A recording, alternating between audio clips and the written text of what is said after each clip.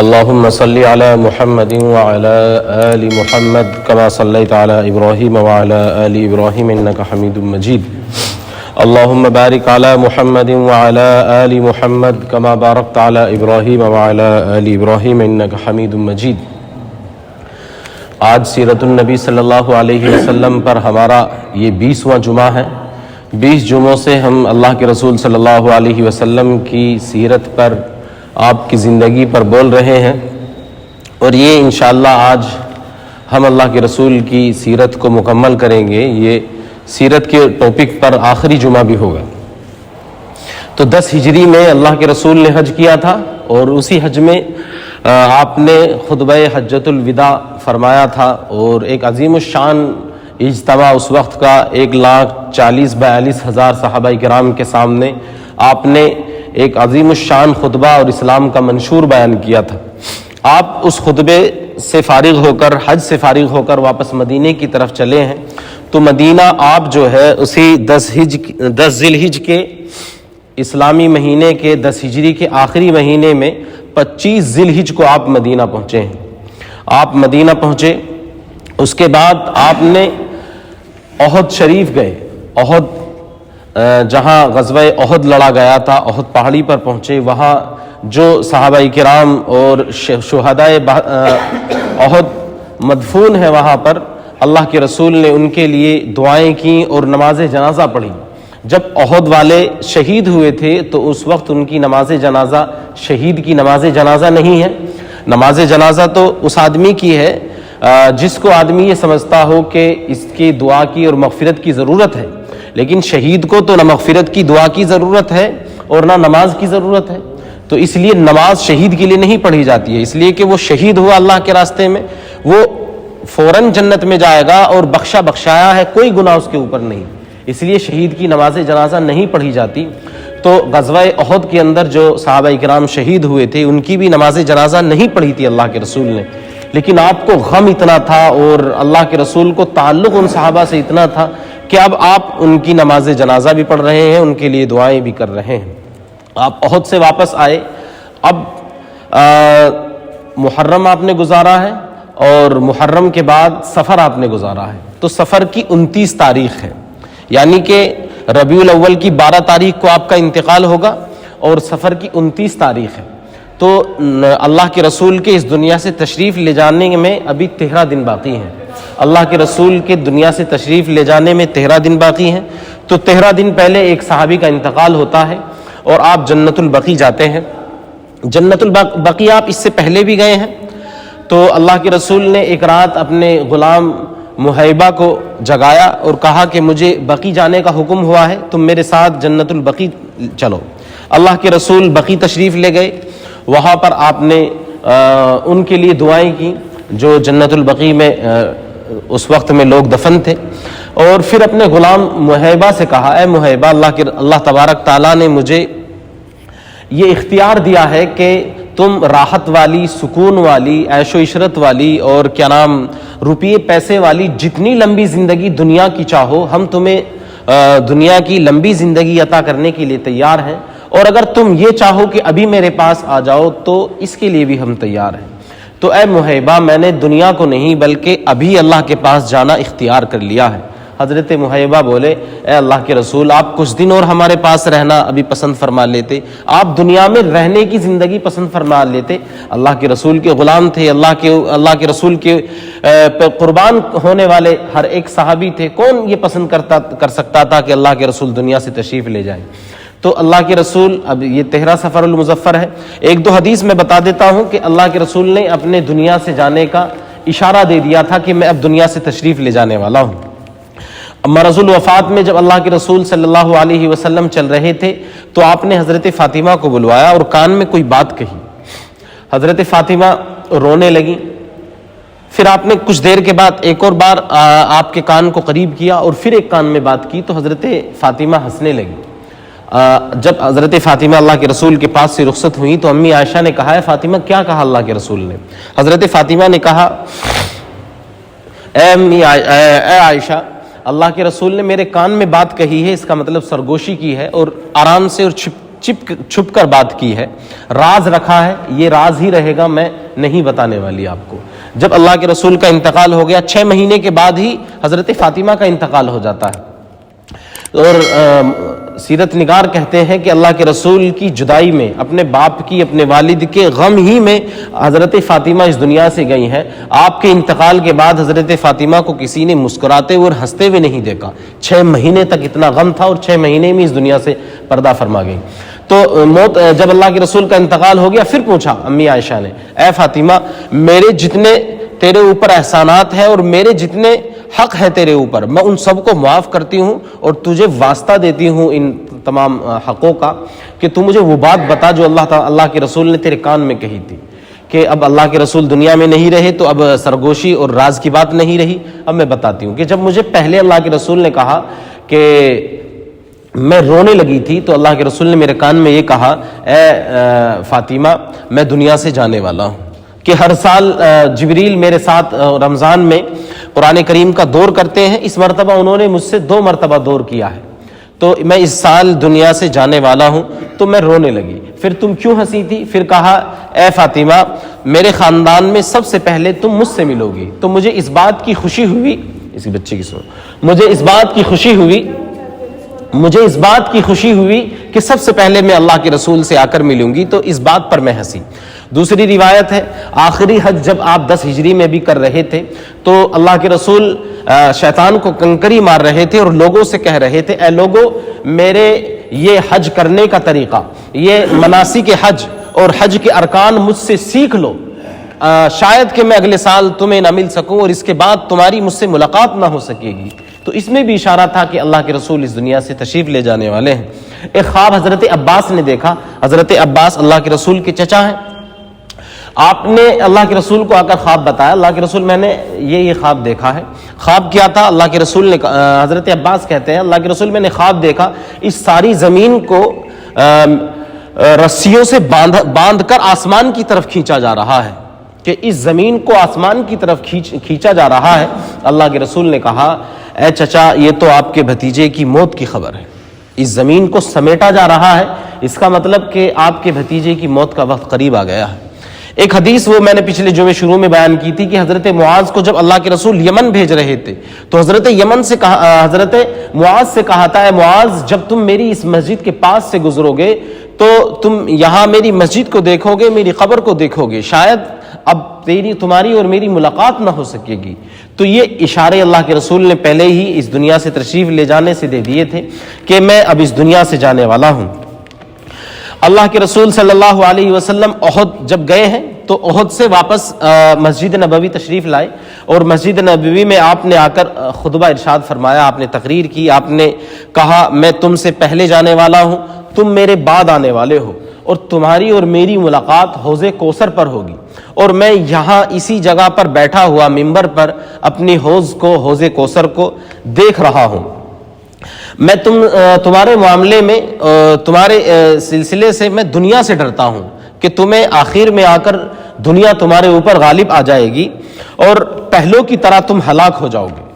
آج دیکھ لیجیے عرب کا کیا حال ہو رہا ہے، یہ حدیث پہلے بھی آ چکی۔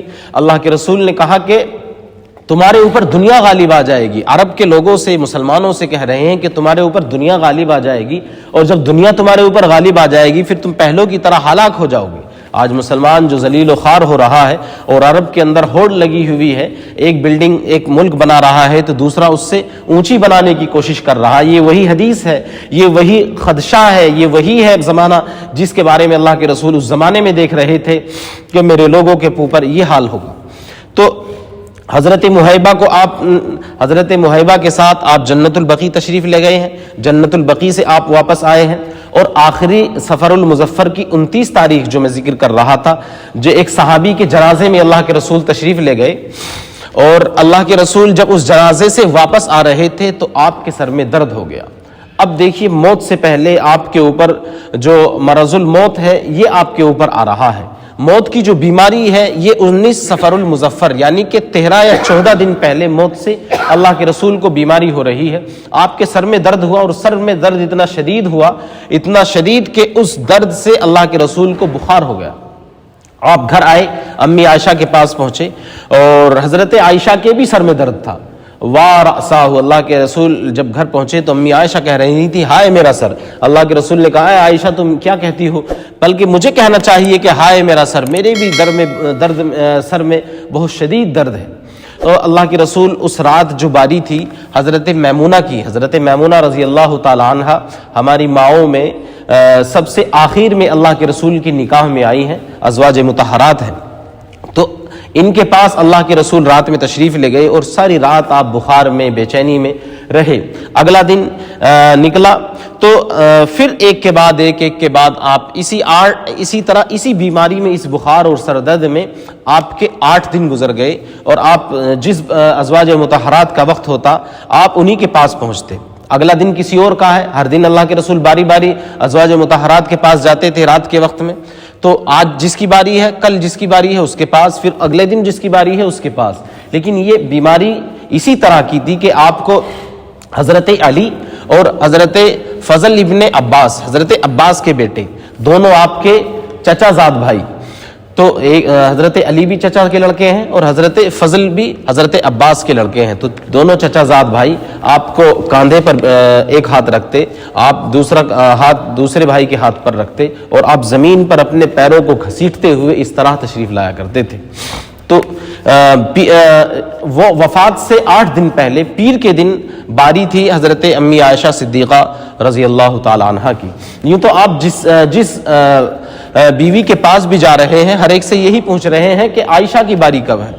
تو جب ہر ایک سے آپ یہی پوچھتے تو ازواج مطہرات میں آپس میں بیٹھ کر یہ مشورہ کیا کہ آپ کی اس بیماری میں اللہ کے رسول کا جو سکون ہے, اللہ کے رسول کو جو آرام اور راحت محسوس ہوگی وہ امی عائشہ کے پاس ہوگی, ان کے حجرے میں ہوگی.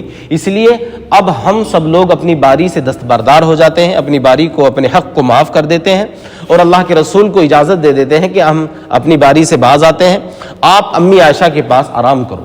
تو امی عائشہ کی باری ہی تھی پیر کے دن. تو اللہ کے رسول حضرت علی اور حضرت عباس کے کاندھوں پر ہاتھ رکھ کر آپ پیروں کو گھسیٹتے ہوئے امی عائشہ کے حجرے میں پہنچے اور وہاں پر آپ نے پیر کے دن قیام فرمایا. پھر امی عائشہ سے کہا اے عائشہ, یہ جو اتنی سخت بیماری ہے, اتنا شدید بخار ہے, اس بیماری کے اندر جو خیبر کے موقع پر زہر دیا تھا یہودیہ عورت نے, اس زہر کے اثر کو میں اب محسوس کر رہا ہوں. یعنی کہ اب وہ زہر محسوس ہو رہا ہے, اس کا اثر اب آ رہا ہے موت کے وقت میں. یعنی کہ اب تک تو اس کا اثر ظاہر نہیں ہوا تھا لیکن اب ظاہر ہونے لگا. تو گویا کہ موت کا ایک سبب وہ زہر دینا یہودیہ عورت کا وہ بھی بن رہا ہے. اللہ کے رسول, پھر یہ پیر کا دن ہے, اگلا دن منگل کا دن ہوا. تو اللہ کے رسول نے صحابہ کرام سے کہا کہ میرے لیے پانی لے کر آؤ. اور جو مدینے کے چاروں طرف 7 کنویں تھے, 7 کنووں کا پانی لایا گیا, 7 مشکیزیں بھر کر لائے اور 7 مشکیزوں کے پانی سے اللہ کے رسول نہائے. 7 کنووں کے پانی سے آپ کو نہلایا گیا. جب آپ نہائے تو آپ کو کچھ سکون ہوا اور آپ کی طبیعت میں کچھ بخار کم ہوا نہانے کے بعد, آج بھی ہم محسوس کرتے ہیں. تو اللہ کے رسول نہانے کے بعد اب مسجد نبوی تشریف لائے اور آپ نے ممبر پر بیٹھ کر خطبہ دیا. لعن اللہ الیہود والنصارى, آپ نے کہا کہ یہود و نصارہ پر لعنت ہو کہ انہوں نے اپنی نبیوں کی قبروں کو سجدہ گاہ بنا لیا. وہ نبیوں کی قبروں پر سجدہ کرتے ہیں. آج ہمارے بریلوی حضرات دیکھ لیجیے کتنے لوگ ہیں, نبی کی قبر تک تو ان سے نہیں پہنچا جاتا, وہاں تو قانون سخت ہے, لیکن انبیاء کی قبروں کو, اولیاء اللہ کی قبروں کو انہوں نے نہیں چھوڑا. اولیاء اللہ کی قبروں پر آج کیسا ننگا ناچ ناچا جا رہا ہے. ان چیزوں سے اللہ کے رسول آخر وقت میں روک رہے ہیں. پھر اللہ کے رسول نے کہا کہ اگر میں نے کسی کو ستایا ہو تو ابھی وہ مجھ سے بدلہ لے لے, میرے کسی کا حق میرے اوپر ہو تو وہ ابھی مجھے بتا دے, میں دینے کے لیے تیار ہوں. ایک صحابی کھڑے ہو گئے, اللہ کے رسول میرے آپ کے اوپر 3 دینار ہیں. انہوں نے کہا کہ میں تم سے کوئی دلیل نہیں مانگوں گا اور نہ یہ پوچھوں گا کہ کیا ہوا کیسا ہوا, بس مجھے یہ یاد دلا دو کہ میں نے کس موقع پر لیے تھے. اللہ کے رسول سے ان صحابی نے کہا, اللہ کے رسول ایک فقیر جا رہا تھا, آپ کی جیب میں کچھ نہیں تھا, آپ نے کہا کہ تمہارے پاس کچھ ہے؟ میں نے کہا تھا کہ جی ہاں میرے پاس 3 دینار ہیں. اور تو آپ نے وہ دینار مجھ سے لے کر اس فقیر کو دے دیے تھے. اللہ کے رسول نے فضل ابن عباس کھڑے ہوئے تھے, ان سے کہا کہ 3 دینار لو اور ان کو ادا کر دو. پھر اللہ کے رسول نے کہا کہ کسی کا اور کچھ میرے پاس ہو تو مجھے ابھی بتا دو دنیا کے اندر ہی. اللہ کے رسول جانے سے پہلے دیکھیے اپنے معاملات کو اللہ کا نبی بالکل صاف ستھرا کر جانا چاہتے ہیں. تو ہر ایک سے کہ یہ نہ سوچنا کہ میں نبی ہوں تم کچھ کہو گے میں ناراض ہو جاؤں گا، میں ناراض نہیں ہوں گا، میں سچ میں ہر ایک چیز کو پاک صاف کرنا چاہتا ہوں. پھر اللہ کے رسول نے کہا کہ اگر کسی آدمی نے بیت المال سے کوئی مال لیا ہے، تقسیم ہونے سے پہلے غنیمت کے مال سے کوئی مال لیا ہے تو وہ اس کو لوٹا دے. ایک شخص کھڑے ہو گئے، اللہ کے رسول میں نے 3 دینار لے لیے تھے غنیمت کے مال کو تقسیم ہونے سے پہلے، تو میرے اوپر 3 دینار ہیں. کہ کیا معاملہ بنا تھا کہ اللہ کے رسول بہت سخت مجھے بھوک تھی اور میں تکلیف میں تھا اور مجھ سے انتظار نہ ہوا کہ میں تقسیم کا غنیمت کے مال کے تقسیم ہونے کا انتظار کرتا، اس سے پہلے ہی میں نے مال لے لیا تھا. اللہ کے رسول نے حضرت فضل سے کہا کہ اپنے میرے مال میں سے ان کو تم 3 دینار دے دو اور پھر ان دینار کو غنیمت کے مال میں بیت المال میں ان کو جمع کرا دو. تو یہ منگل کا دن ہے، اللہ کے رسول صلی اللہ علیہ وسلم اپنے معاملات کو سدھارتے ہوئے جا رہے ہیں. پھر اسی طرح سے بدھ کا دن، جمعے کا دن، بدھ کا دن بھی اسی طرح تکلیف میں گزرا. پھر اللہ کے رسول صلی اللہ علیہ وسلم جمعرات کا دن آ جاتا ہے تو اللہ کے رسول جمعرات کے دن مغرب کی نماز پڑھائی اور مغرب کی نماز میں آپ نے والمرسلات عرفاً پڑھا. ایک مرتبہ انصار مسجد نبوی میں بیٹھے ہوئے رو رہے تھے اور ایک صحابی نے پوچھا کیا ہوا؟ حضرت عباس ہی نے پوچھا کیا ہوا؟ کہا کہ ہمیں اللہ کے رسول کی مجلس یاد آ رہی ہے، آپ کا صحت کا زمانہ یاد آ رہا ہے، کیسا موقع ہوتا تھا ہم مسجد نبوی میں ہوتے تھے. تو صحابہ نے اللہ کے رسول سے جا کر بتایا کہ اللہ کے رسول انصار اس طرح سے رو رہے ہیں، ان کو آپ کی مجلس یاد آ رہی ہے. اللہ کے رسول تو اپنے لوگوں کی دلجوئی کرنے والے تھے، ہر ایک کو خوش کرنے والے تھے. اتنی سخت تکلیف کے باوجود، اتنے سخت بخار اور بیماری کے باوجود آپ حضرت علی اور حضرت عباس فضل ابن عباس کے کاندھوں پر ہاتھ رکھ کر آپ مسجد نبوی میں اپنے پیروں کو گھسیٹتے ہوئے آئے اور آپ نے آ کر مسجد نبوی میں خطبہ دیا. یہ آپ کا آخری خطبہ ہے اور آپ نے کہا کہ انصار بہت کم ہو جائیں گے، تھوڑے ہو جائیں گے، باہر کے لوگ بہت آئیں گے. یہ مہاجرین سے کہا جو مکے سے ہجرت کر آئے تھے، اس لیے کہ خلافت تو انہی میں رہنی تھی، کہ تم انصار کا خیال کرنا، اگر کسی سے کوئی غلطی ہو جائے، کسی سے کوئی تکلیف کی بات ہو جائے تو ان کے اوپر سختی کا معاملہ نہ کرنا بلکہ ان کو معاف کرنا. ان لوگوں نے جو معاملہ ہمارے ساتھ کیا ہے، اپنی خدمت کا اور اپنی ہمدردی کا انہوں نے حق ادا کر دیا. کیسے حالات میں یہ مکے سے ہم لوگوں کو لے کر آئے تھے، جب مکے کی زمین تنگ ہو چکی تھی، اس وقت میں انہوں نے ساتھ دیا. جب سارا عرب ہمارا مخالف تھا، ہر لوگ کوئی ہماری بات کو سننے کے لیے تیار نہیں تھا، یہ لوگ ہمیں مدینے میں لے کر آئے اور ہماری بات کو سنا، اسلام کو قبول کیا اور نہ یہ کہ صرف اسلام کی تائید کی بلکہ ہمیں اپنے مالوں میں، اپنی جائیداد میں اور اپنے گھر بار میں حصے داری دی. تو اس چیز کا تمہیں خیال کرنا اے میرے انصار، اے میرے مہاجرین. اللہ کے رسول نے انصار کے بارے میں وصیتیں کی، یہود و نصارہ پر پھر آپ نے اس خطبے کے اندر لعنت فرمائی اور آپ نے کہا کہ مشرکین کو جزیرۃ العرب سے نکال دو، کہ عرب کی سرزمین پر جزیرۃ العرب میں کوئی مشرک نہ رہے، تو ان سب کو عرب سے نکال دینا. تو آپ نے یہ سب خطبہ دیا. پھر اللہ کے رسول صلی اللہ علیہ وسلم حجرے میں تشریف لے گئے اور آپ نے جس دن عشاء کی نماز پڑھائی، مغرب کی نماز پڑھائی ہے، جمعرات کی مغرب کی نماز آپ نے پڑھائی اور آپ عشاء کی نماز کے وقت آپ کی آنکھ کھلی. آپ نے پوچھا اے عائشہ لوگوں نے نماز پڑھ لی؟ نہیں، اللہ کے رسول ابھی مسجد نبوی میں آپ کا انتظار کر رہے ہیں. اللہ کے رسول نے پانی منگایا، آپ نے غسل کیا کہ میں جاؤں اور عشاء کی نماز پڑھاؤں، اس لیے کہ مغرب کی نماز تو میں نے پڑھائی ہے. یہ مغرب کی نماز اللہ کے رسول کی آخری نماز ہے، اس کے بعد آپ نے امامت نہیں کی. تو آپ نے غسل کیا لیکن اٹھنا چاہتے تھے، کوشش کی اٹھنے کی لیکن غشی آ گیا اور آپ بے ہوش ہو گئے. پھر کچھ دیر کے بعد آنکھ کھلی، پھر پانی منگایا، پھر نہائے، پھر اٹھنا چاہا لیکن پھر تکلیف کی وجہ سے اور درد کی اور شدت کی وجہ سے آپ اٹھ نہ سکے اور بے ہوش ہو گئے. تیسری بار پھر آپ نے اپنے جسم پر پانی ڈالا اور ہاتھ پیروں کو دھویا، پھر آپ نے اٹھنے کی کوشش کی لیکن اٹھ نہ سکے. پھر حضرت امی عائشہ سے کہا اے عائشہ ابو بکر سے کہو کہ وہ لوگوں کو نماز پڑھائے. حضرت عائشہ نے کہا اللہ کے رسول ابو بکر تو بہت نرم دل کے آدمی ہیں، اگر وہ آپ کے مصلی پر جا کر کھڑے ہوں گے تو ان سے نہیں کھڑا ہوا جائے گا، وہ تو زار و قطار رونے لگیں گے اور امی عائشہ سے بعد میں لوگوں نے پوچھا کہ آپ نے منع کیوں کیا تھا؟ امی عائشہ نے پوری تفصیل بتائی کہ میں ڈرتی تھی کہ خلافت ہمارے خاندان میں، ہمارے گھرانے میں چلے، اور میں اس سے بھی ڈرتی تھی کہ لوگ اس شخص کو منحوس سمجھیں گے جو اللہ کے رسول کے مصلی پر آ کر کھڑا ہوگا، کہ اللہ کے رسول ابھی حیات ہیں، ابھی زندہ ہیں، اور اللہ کے رسول کے زمانے میں یہ شخص مصلی پر کھڑا ہو رہا ہے، تو اسے منحوس سمجھیں گے۔ اور بھی چیزوں سے میں ڈرتی تھی کہ خلافت اور حکومت ہمارے گھر میں چلے گی تو کہیں ایسا نہ ہو کہ ہم اس کے روپیے پیسے اور خلافت کے روب میں اور خلافت کے نشے میں ہم دین سے دور ہو جائیں، تو میں اس لیے منع کر رہی تھی۔ اللہ کے رسول نے کہا نہیں، ابو بکر کو حکم دو کہ وہ لوگوں کو نماز پڑھائے۔ اللہ کے رسول سے امی عائشہ منع کرانا چاہتی تھی۔ امی عائشہ نے کہا کہ میں اکیلی تھی، حضرت صفیہ حضرت عمر ابن خطاب کی بیٹی وہ بھی ساتھ میں تھی۔ اللہ کے رسول سے امی عائشہ نے کہا، امی عائشہ نے حضرت حفصہ سے کہا حفصہ تم بھی کہو، ابو بکر کے لیے نہ کہیں، کسی اور کے لیے کہہ دیں، وہ نماز پڑھا دے گا۔ امی عائشہ جانتی تھی کہ اگر آج جس نے نماز پڑھا دی اسی کی طرف خلافت مڑ جائے گی اور اللہ کے رسول کا وہی نائب ہوگا۔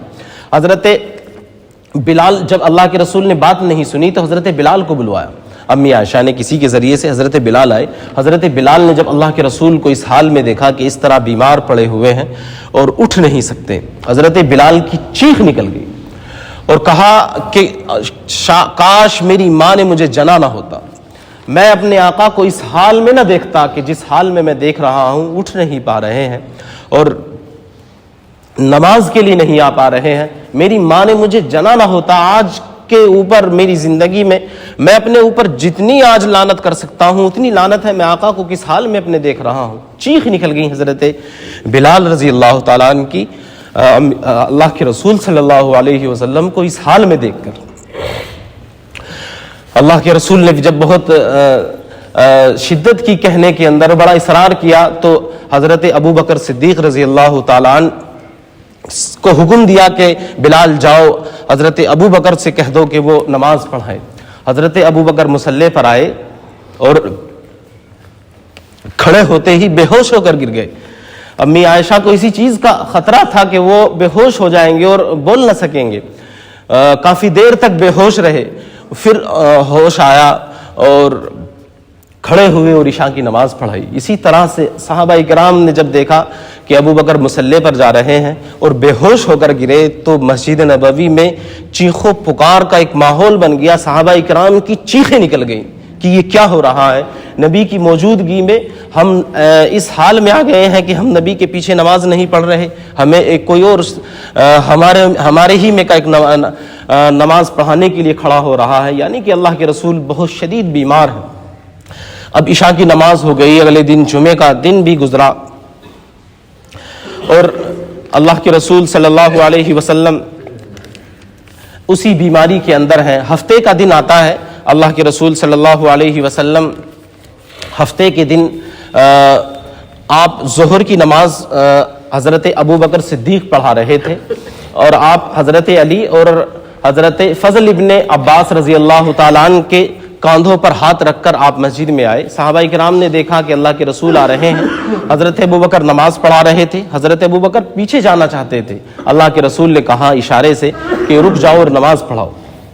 حضرت ابو بکر کی آپ بائیں جانب بیٹھ گئے اور آپ آہستہ نماز پڑھا رہے تھے۔ حضرت ابو بکر لوگوں کو زور سے تکبیر کہتے تھے، اللہ کے رسول کی حضرت ابو بکر اقتدا کر رہے ہیں اور ابو بکر کی تمام صحابہ کرام، حضرت ابو بکر کی تمام صحابہ کرام اقتدا کر رہے ہیں۔ اس طرح سے یہ ظہر کی نماز ہوئی۔ آپ نے اس نماز کے بعد بھی خطبہ دیا اور لوگوں کو سمجھایا اور اللہ کے رسول صلی اللہ علیہ وسلم نے ساری باتیں بتائیں کہ میں اب دنیا سے جا رہا ہوں۔ اللہ کے رسول صلی اللہ علیہ وسلم نے کہا کہ ایک شخص کو، ایک بندے کو اللہ تبارک تعالیٰ نے اختیار دیا ہے کہ وہ چاہے تو دنیا کے اندر رہے، راحت والی، چین اور سکون والی زندگی اس کو دے دی جائے اور وہ جتنا وقت چاہے دنیا میں رہے، یا اس کو یہ بھی اختیار دیا ہے اللہ تبارک تعالیٰ نے کہ وہ ابھی اللہ کی ملاقات کو پسند کر لے۔ اتنا سننا تھا کہ حضرت ابو بکر زار و قطار رونے لگے، آواز میں رونے لگے۔ صحابہ کرام کہتے ہیں کہ ہمیں بڑا عجیب لگا کہ ابو بکر کیوں رو رہے ہیں۔ اللہ کے رسول نے تو کوئی اپنی بات نہیں کی، ایک شخص کی بات کی ہے کہ ایک شخص کو اللہ تبارک تعالیٰ نے اختیار دیا ہے۔ تو اللہ کے رسول صلی اللہ علیہ وسلم کو نے جب دیکھا کہ ابو بکر رو رہے ہیں، اللہ کے رسول نے کہا کہ بھئی خاموش ہو جاؤ، ابو بکر خاموش ہو جاؤ اور چپ ہو کر میری بات کو سنو۔ اللہ کے رسول نے کہا کہ میں نے سب لوگوں کا حق ادا کر دیا دنیا کے اندر، جن لوگوں نے بھی میرے اوپر احسانات کیے سوائے حضرت ابو بکر کے۔ ابو بکر کا بدلہ میں نے اس دنیا کے اندر نہیں چکایا، اس کا بدلہ اللہ ہی دے گا۔ حضرت ابو بکر نے کہا جب اللہ کے رسول کی زبان سے یہ سنے الفاظ کہ ایک بندہ دنیا سے جانے والا ہے اور اللہ نے اس کو اختیار دیا ہے، تو اللہ کے رسول سے حضرت ابو بکر نے کہا میرے ماں باپ آپ پر قربان ہو، ہم اپنی جان مال عزت سب کچھ قربان کر کر اللہ کے رسول صلی اللہ علیہ وسلم اللہ تبارک تعالیٰ سے آپ کی زندگی مانگتے ہیں، اللہ آپ کی زندگی ہمیں دے دے، ہم اپنا سب کچھ قربان کر دیں لیکن اللہ ہمیں آپ کو دے دے۔ اللہ کے رسول صلی اللہ علیہ وسلم نے کہا کہ نہیں، میں نے آخرت کو منتخب کر لیا ہے اور آخرت میرا ٹھکانہ ہے اور اب مجھے آخرت کی طرف جانا ہے۔ یہ دن ہو گیا، اب آخر کا دن ہے، اتوار کا دن آتا ہے۔ اتوار کے دن اللہ کے رسول صلی اللہ علیہ وسلم نے امی عائشہ صدیقہ سے کہا کہ جو 8 دینار گھر کے اندر رکھے ہوئے ہیں ان کو لے کر آؤ۔ آپ ہاتھ میں اس طرح سے ایک ہاتھ سے دوسرے ہاتھ میں ان کو اس طرح اچھالتے تھے، اور اللہ کے رسول نے امی عائشہ سے کہا ہے عائشہ میں ان دینار کے ساتھ اس دنیا سے جانا نہیں چاہتا، ان کو اپنے گھر میں چھوڑ کر جانا نہیں چاہتا۔ اللہ تبارک تعالیٰ کہیں یہ نہ کہے کہ اے محمد تمہیں یہ یقین نہیں تھا کہ میں تمہارے بعد تمہارے گھر والوں کی کفالت کروں گا کہ تم اپنے گھر میں مال اور دینار چھوڑ کر آئے ہو، عائشہ ان کو صدقہ کر دو۔ امی عائشہ نے ان 8 دینار کو صدقہ کر دیا۔ اب یہ اتوار کی رات، اگلے دن اللہ کے رسول اس دنیا سے تشریف لے جانے والے ہیں، پیر کے دن، اتوار کی رات ہے، گھر میں اندھیرا ہو گیا۔ اللہ کے رسول صلی اللہ علیہ وسلم نے چراغ کے لیے امی عائشہ سے کہا، تو امی عائشہ نے جب چراغ اٹھایا تو اس میں تیل نہیں تھا۔ آپ نے امی عائشہ نے اس چراغ کو پڑوس میں بھیجا دوسری بیویوں کے پاس کہ ہمارے پاس تیل نہیں ہے، اس چراغ میں ذرا سا تیل ڈال دیں تاکہ صبح تک اللہ کے رسول کے حجرے میں اجالا رہے اور چراغ جلتا رہے۔ دیکھیے اپنے نبی کے حالات دیکھیے کہ آخر وقت ہے اور چراغ میں تیل تک نہیں ہے، اس حال میں اللہ کے رسول دنیا کے اندر رہ رہے ہیں، اور جہاں اللہ کے رسول یہ کہہ رہے ہیں کہ اللہ تبارک تعالیٰ نے مجھے دنیا کی تمام کنجیاں عطا کر دی۔ آخر میں جو آپ نے کچھ وصیتیں کی ہیں ان میں سے ایک وصیت یہ بھی تھی کہ آخر کہ اللہ تبارک تعالیٰ نے مجھے دنیا کی تمام کنجیاں، دنیا کے تمام خزانے عطا کر دیے ہیں۔ وہ اپنے لیے اختیار نہیں کیے، اپنی امت اپنے صحابہ کے لیے اختیار کیے۔ حضرت عمر فاروق رضی اللہ تعالیٰ عنہ، آگے انشاءاللہ ہم خلفائے راشدین کا جب سلسلہ شروع کریں گے تو اس میں دیکھنا حضرت عمر ابن خطاب اور حضرت عثمان غنی رضی اللہ تعالیٰ عنہ، حضرت امیر معاویہ، کتنی بڑی بڑی سلطنتیں ان کے زمانے میں فتح کی گئی ہیں اور کیسی دولت کے انبار مدینے کے اندر لگ گئے تھے۔ تو جس نبی کی امت میں جس نبی کو یہ ساری دولتیں دے دی گئیں اور اس نے اس دولت کو دوسرے لوگوں کے لیے پسند کر لیا، اپنے لیے پسند نہیں کیا، آخر زمانے میں آخر رات ہے، اس دنیا سے تشریف لے جانے والے ہیں صبح کو آپ، اور آپ کے چراغ میں تیل نہیں ہے۔ خیر چراغ میں تیل ڈالا گیا اور وہ چراغ ساری رات جلتا رہا۔ اللہ کے رسول صلی اللہ علیہ وسلم نے پیر کی صبح کی، یہ آخر دن ہے، پیر کا دن ہے۔ صبح میں فجر کی نماز حضرت ابو بکر صدیق رضی اللہ تعالیٰ عنہ پڑھا رہے تھے۔ اللہ کے رسول اپنے حجرے کے دروازے پر آئے اور پردہ ہٹا کر اپنے صحابہ کو دیکھا۔ آپ ایک حسرت بھری نگاہ سے سب لوگوں کو دیکھنا چاہتے تھے، اس لیے کہ ظہر سے پہلے تو آپ کا اس دنیا سے تشریف لے جانے کا وقت قریب آنے والا ہے۔ ظہر میں یا تو صحابہ کرام جمع ہوں گے یا پھر یہ فجر کا وقت ہے، اس کے بعد صحابہ کرام اس طرح سے جمع نہیں ہوں گے آپ کی حیات میں۔ تو آپ آخر کی نظر اپنے صحابہ کو دیکھنا چاہتے ہیں، آپ نے پردہ ہٹایا اور حسرت بھری نگاہ سے صحابہ کرام کو دیکھا کہ نماز پڑھ رہے ہیں۔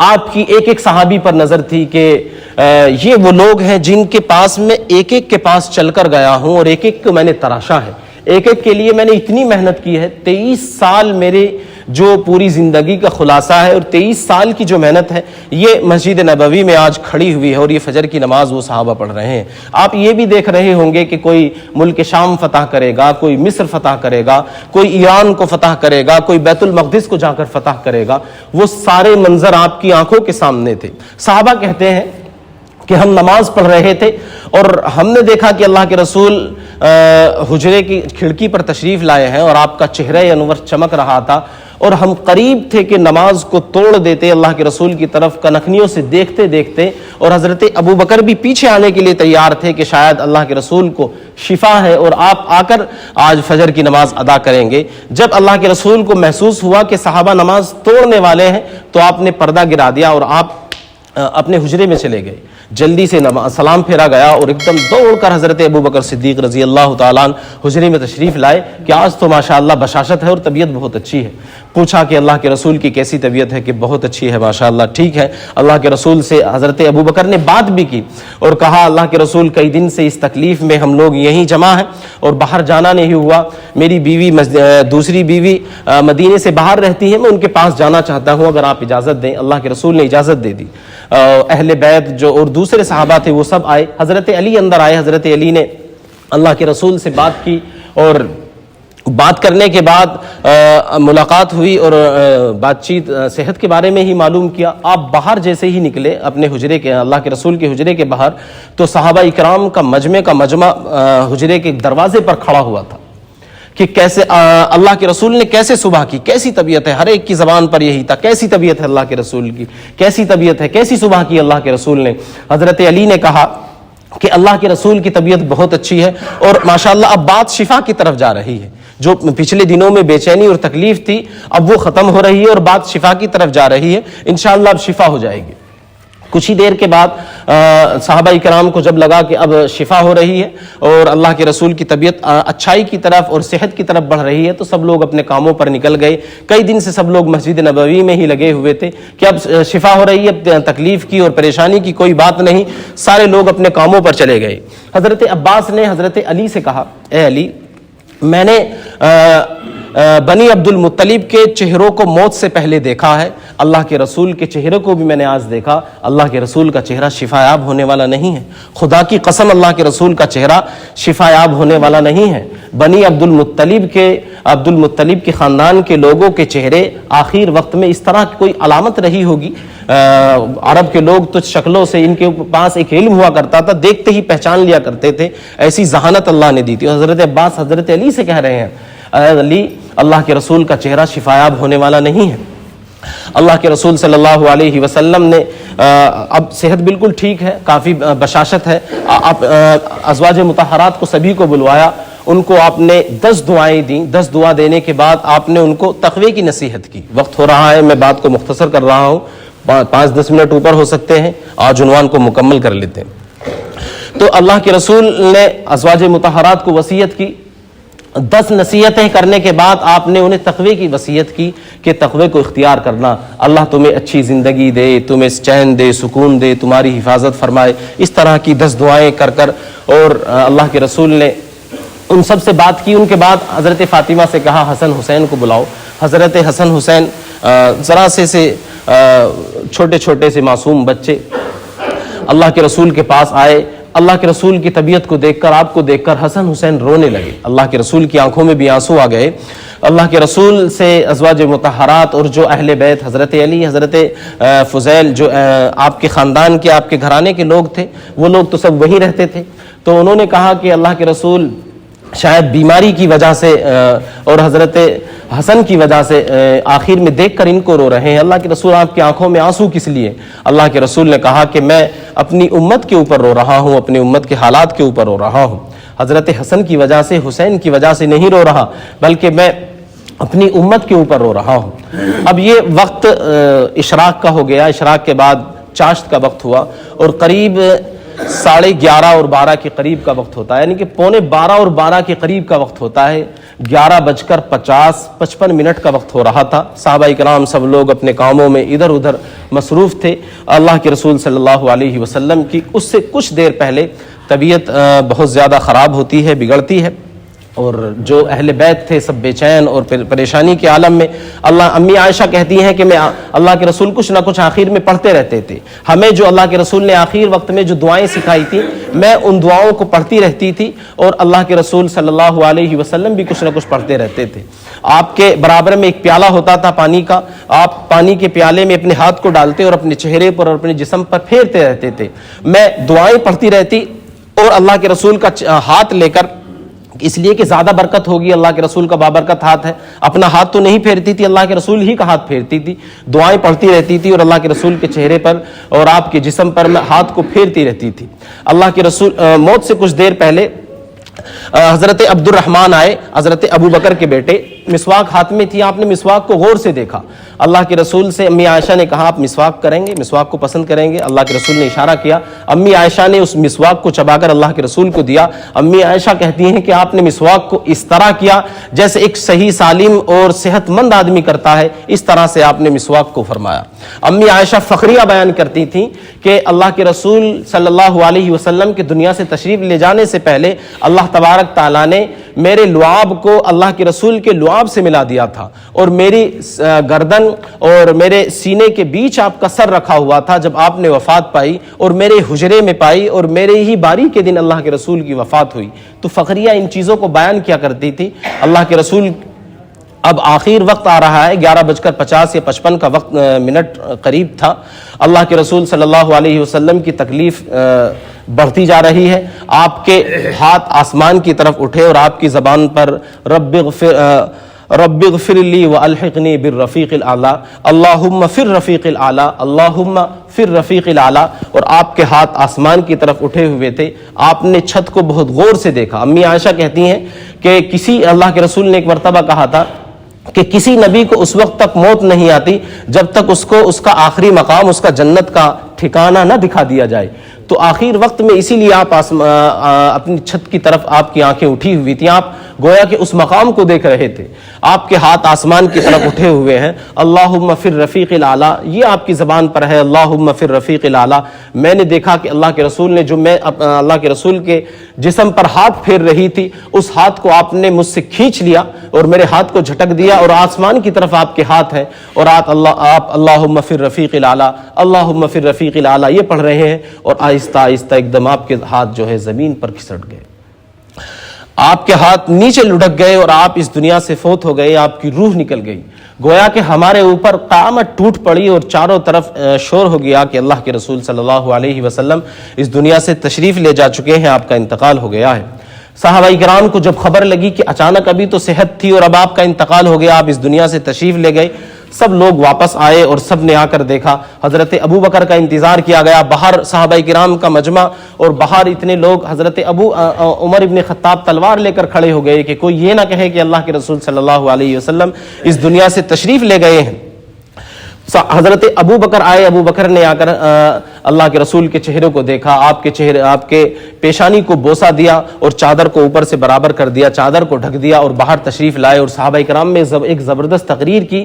جو صحابہ بے چین تھے اور جن کے دل پھٹ رہے تھے, حضرت علی اور حضرت عثمان غنی رضی اللہ تعالیٰ عنہ کے بارے میں آتا ہے کہ کسی کے سلام کا جواب بھی نہیں دیتے تھے, ایسے گمسم ہو گئے تھے, انہیں پتہ ہی نہیں تھا کون بول رہا ہے, کون کیا کہہ رہا ہے. حضرت عمر فاروق کا بھی یہی حال تھا.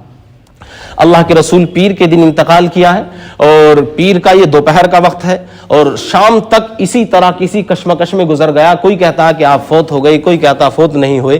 حضرت ابو بکر آئے, انہوں نے لوگوں کو سمجھایا, اور پھر لوگوں کو اطمینان ہو گیا. وما محمد الا رسول قد خلت من قبلہ الرسل افئن مات, یہ پوری آیت پڑھی تو لوگوں کو یقین ہو گیا کہ ہاں اللہ کے رسول فوت ہو گئے ہیں. شام ہو گئی, شام میں سب لوگ ایک جگہ جمع ہوئے. وہاں پر حضرت ابو بکر صدیق رضی اللہ تعالیٰ عنہ کے ہاتھ پر بیعت ہو گئی, اور پہلے خلیفہ حضرت ابو بکر صدیق رضی اللہ تعالیٰ عنہ مسلمانوں کے قرار پائے. پھر منگل کا دن صبح کا نکلتا ہے. صبح میں آپ کو نہلایا گیا, نہلایا اور آپ کو کفن دیا گیا. آپ سے پہلے ہی پوچھ لیا تھا اللہ کے رسول آپ کا جب انتقال ہوگا تو آپ کو کون نہلائے گا, آپ کو کون کفنائے گا, اور آپ کو کون قبر میں اتارے گا. تو آپ نے کہہ دیا تھا کہ میرے اہل بیت یہ سب کچھ کریں گے, اور کفنائیں گے بھی وہی, قبر میں بھی وہی اتاریں گے. تو منگل کے دن آپ کو یہ سب کام ہوئے. اور جنازہ آپ کا تیار ہے، اور جس جگہ آپ نے انتقال کیا تھا اسی مقام پر آپ کی قبر کو کھودا گیا۔ آپ نے اپنی حیات کے اندر فرمایا تھا کہ نبی جس جگہ انتقال کرتا ہے وہیں اس کی قبر بنتی ہے، تو اللہ کے رسول کو امی عائشہ کے حجرے میں وہیں پر قبر کو تیار کیا گیا، اور آپ نے کہا تھا کہ موت سے کچھ دیر پہلے کہ جب میرا انتقال ہو جائے تو سب لوگ باہر ہو جانا، سب سے پہلے میرا جنازہ حضرت جبریل اور میکائیل پڑھیں گے، پھر اس کے بعد اسرافیل پڑھیں گے، پھر ملک الموت آئیں گے اور ان کے ساتھ زمین و آسمان کے بہت سارے فرشتے ہوں گے، ایک بڑے جم غفیر کے ساتھ وہ تشریف لائیں گے، میرا جنازہ پھر وہ پڑھیں گے، تم ان کو نہیں دیکھ سکو گے، وہ تم سب کو دیکھ رہے ہوں گے۔ اس کے بعد عام اہل بیت پڑھیں گے، اور جن کا مجھ سے زیادہ تعلق ہے وہ پڑھیں گے، اس کے بعد پھر تمام لوگ پڑھیں گے۔ یہ منگل کا دن ہے، صبح سے آپ کی جنازے کی نماز پڑھی جا رہی ہے، تقریباً 30,000 لوگوں نے اللہ کے رسول صلی اللہ علیہ وسلم کی جنازے کی نماز پڑھی، اور جنازے کی نماز باقاعدہ جماعت سے نہیں پڑھ رہے تھے، بلکہ 5-5 10-10 لوگ جاتے، اپنی اپنی نماز پڑھتے واپس آ جاتے۔ تمام مرد جب پڑھ چکے، پھر عورتوں نے، ازواج مطہرات نے، اہل بیت نے، عورتوں نے نماز پڑھی، اس کے بعد بچوں نے نماز پڑھی، اور رات کے وقت میں اللہ کے رسول صلی اللہ علیہ وسلم کو دفنایا گیا۔ اہل بیت حضرت علی، حضرت عباس اور حضرت فضل ابن عباس رضی اللہ عنہما، ان لوگوں نے اللہ کے رسول صلی اللہ علیہ وسلم کو قبر میں اتارا اور آپ کی قبر کو کوہان نما بنا دیا گیا۔ یہ اللہ کے رسول صلی اللہ علیہ وسلم کی زندگی اور آپ کی سیرت تھی۔ اللہ تبارک تعالی ہم سب کو عمل کی توفیق مرحمت فرمائے۔ وما علینا الا البلاغ۔